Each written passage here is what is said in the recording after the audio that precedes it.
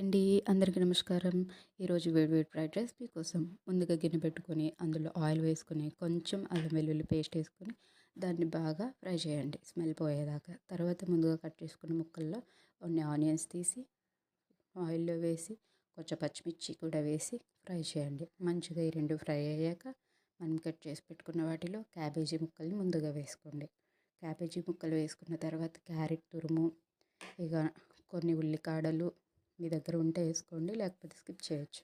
ఉల్లికాడలు వేసుకొని కొంచెం ఆలుగడ్డ, ఇక పచ్చి బఠానీ ఉంటే అవి కూడా వేసుకోండి.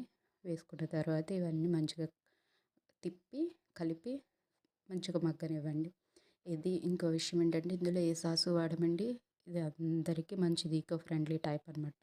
మనం సాసులు వాడితే టేస్ట్ వస్తుంది కానీ ఆరోగ్యానికి మంచిది కాదండి అంతా. సో ఇది ఏ సాసు లేకుండా మంచి టేస్ట్ వస్తుందండి. సో ఇది పిల్లలకు కూడా మంచిగా పెట్టచ్చు. తర్వాత ఇవన్నీ బాగా మగ్గనిచ్చిన తర్వాత కొంచెం సాల్ట్ వేసుకొని మన టేస్ట్కి తగినంత మంచిగా ఒకసారి మళ్ళీ తిప్పండి.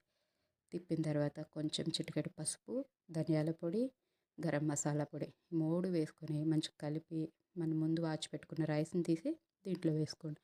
వేసుకొని బాగా కలిసేంత వరకు కలిపితే అబ్బా స్మెల్కే మనం తినేయాలనిపిస్తుంది.